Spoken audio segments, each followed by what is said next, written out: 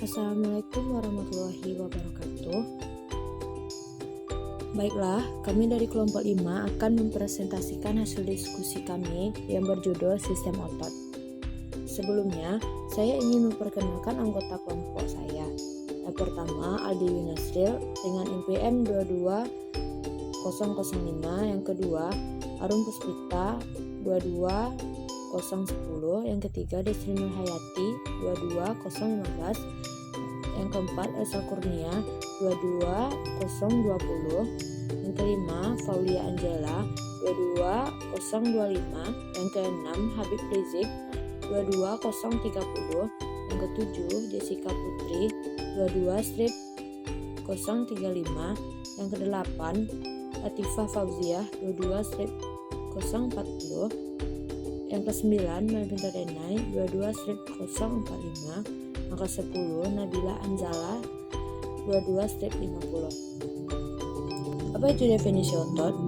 Definisi otot, jaringan otot merupakan jaringan yang mampu melangsungkan kerja mekanisme dengan jalan kontraksi dan relaksasi sel atau serabutnya. Otot merupakan jaringan pada tubuh hewan yang aktivitas biasanya dipengaruhi oleh stimulus dari sistem saraf. Fungsi otot yang pertama sebagai mekanik atau pergerakan, yang kedua untuk membentuk postur, yang ketiga proteksi, yang keempat sebagai sirkulasi darah atau nutrien, yang kelima untuk memproduksi kalor. Struktur otot. Otot merupakan jaringan yang terdiri atas kumpulan sel-sel serabut otot. Dalam sel serabut otot ini terdapat unit kontraksil yang disebut dengan miofibril. Perluasan sarkoplasma mengadakan hubungan dengan miofibril ini. Ketika miofibril diamati dengan mikroskop elektron, ditemukan adanya pita terang dan pita gelap. Otot memiliki 3 kemampuan khusus, yaitu 1. Kontraktibilitas, yaitu kemampuan untuk berkontraksi atau memendek. 2.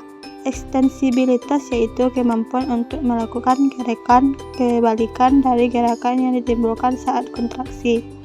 3. Elastisitas, yaitu kemampuan otot untuk kembali pada ukuran semula setelah berkontraksi. Jenis-jenis otot terbagi atas 3 macam. Yang pertama yaitu ada otot lurik. Otot lurik berbentuk silindaris atau serabut panjang. Setiap sel mempunyai banyak inti dan terletak di bagian tepi sarkoplasma. Bekerja di bawah kehendak atau otot sadar. Kontraksi otot lurik cepat tetapi tidak teratur dan mudah lelah, melekat pada rangka tubuh. Yang kedua yaitu ada otot polos. Bentuk sel seperti gelendong, bagian tengah besar, dan ujungnya meruncing. Dalam setiap sel, otot polos terdapat satu inti sel yang terletak di tengah dan bentuknya pipi. Otot tidak sadar, kontraksi otot polos sangat lambat dan lama, tetapi tidak mudah lelah. Otot polos terdapat pada alat-alat tubuh bagian dalam. Jenis otot yang ketiga yaitu otot jantung. Otot jantung berbentuk silindris atau serabut pendek, tersusun atas serabut lurik yang bercabang-cabang dan saling berhubungan satu dengan lainnya. Setiap sel mempunyai 1 atau 2 inti yang terletak di tengah sirkoplasma. Otot tidak sadar dan selnya dilengkapi serabut saraf dari saraf otonom. Kontraksi otot jantung berlangsung secara otomatis, teratur, tidak pernah lelah dan bereaksi lambat, hanya terdapat di jantung. Selanjutnya, sifat kerja otot terbagi atas 2. Yang pertama, antagonis dan sinergis. Yang pertama, sifat kerja otot antagonis, yaitu kerja otot yang berkontraksinya menimbulkan efek gerak berlawanan. Contohnya adalah ekstensor meluruskan dan fleksor membengkokkan. Misalnya otot tricep dan otot bicep. Yang kedua ada abduktor menjauhi badan dan abduktor mendekati badan. Misalnya gerak tangan sejijir bahu dan sikap sempurna. Yang ketiga ada depresor ke bawah dan abduktor ke atas. Misalnya gerak kepala merundukkan menengadah. Yang keempat ada supinator menengadah dan pronator menelungkup. Misalnya gerak telapak tangan menengadah dan gerak telapak tangan menelungkup. Yang kedua ada sifat kerja otot sinergis, yaitu dua otot atau lebih yang bekerja bersama-sama dengan tujuan yang sama. Jadi, otot-otot itu berkontraksi bersama dan berelaksi bersama. Misalnya, otot-otot antar tulang rusuk yang bekerja bersama ketika kita menarik nafas. Atau otot pronator, yaitu otot yang menyebabkan telapak tangan menengadah atau menelungkup. Mekanisme terjadinya gerak, yaitu pada dasarnya setiap serabut otot tersusun atas serabut tipis yang disebut myofibril. Myofibril ini mengandung struktur yang lebih sederhana lagi, yaitu filamen aktin dan myosin. Filamen-filamen ini saling bergeser keluar masuk atau tumpang tindih yang menghasilkan kontraksi dan relaksasi otot sehingga disebut dengan teori pergeseran filamen. Bagian-bagian yang terdapat pada mekanisme gerak otot adalah 1. Sarkoplasmik retikulum, 2. Myofibril, 3. Sarkoplasma, 4. Sarkolema, 5. Nukleus, 6. Thick filamen, 7. Thin filamen, 8. Z-disk, 9. Sarkomes, 10. Mitokondrion. Struktur yang terlibat kontraksi relaksasi. 1. Myofibril, sebuah bentuk silindris yang memanjang sepanjang otot lurik yang mengandung filamen aktif dan myosin. 2. Sartomer, yaitu struktur dan fungsional terkecil kontraksi otot ditemui pada myofibril dibagi menjadi H, A, dan I. 3. Aktin, filamen kontraksi yang tipis yang mengandung sisi aktif dan ikatan. 4. Myosin, protein filamen yang lebih tebal dengan penonjolan yang dikenal dengan kepala myosin. 5. Tropomyosin, yaitu sebuah protein aktif pengikat yang mengatur kontraksi otot. 6. Troponin, yaitu protein kompleks yang melekat pada tropomyosin. Macam-macam otot manusia. 1. Otot manusia, yaitu sebuah jaringan dalam tubuh manusia dan hewan yang berfungsi sebagai alat gerak aktif yang menggerakkan tulang. Otot diklasifikasikan menjadi 3, yaitu otot lurik, otot polos, dan otot jantung. Otot menyebabkan pergerakan suatu organisme, mampu pergerakan dari organ dalam organisme. 2. Otot wajah.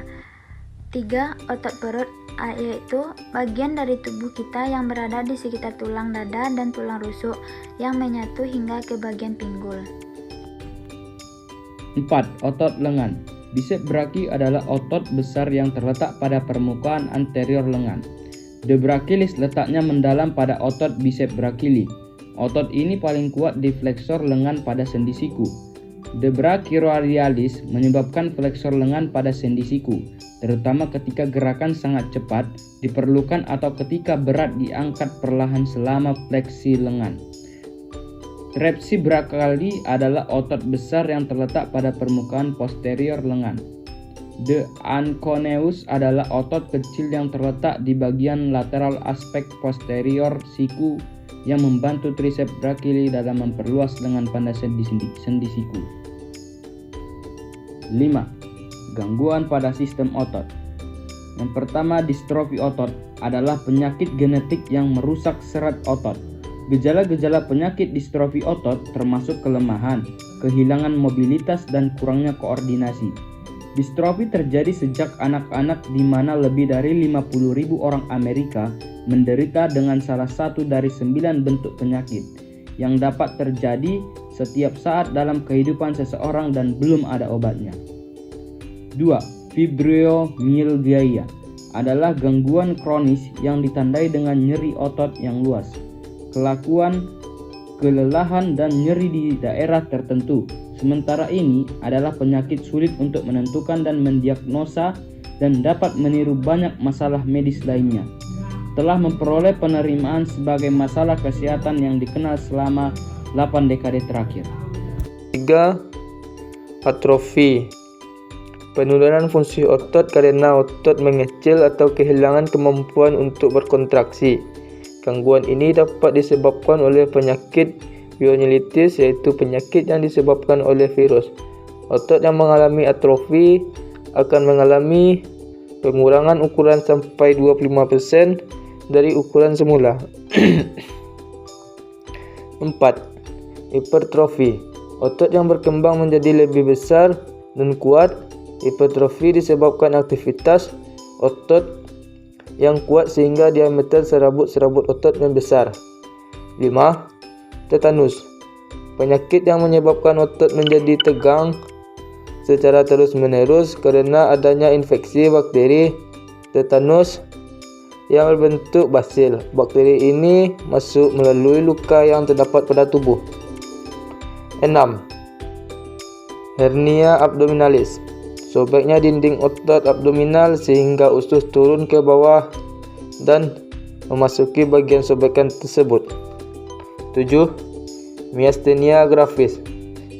Penyakit autoimun klinis yang ditandai dengan kelemahan otot dan kelelahan.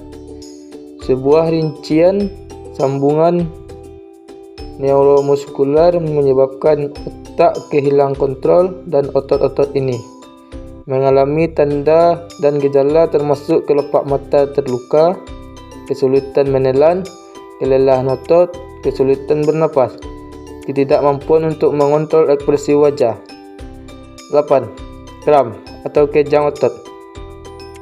Terjadi karena kontraksi otot yang terus-menerus atau bekerja terlalu berat sehingga otot mengejang dan terasa sakit. Kram juga dapat terjadi karena cuaca dingin atau gejala ketidakseimbangan air dan ion di dalam tubuh.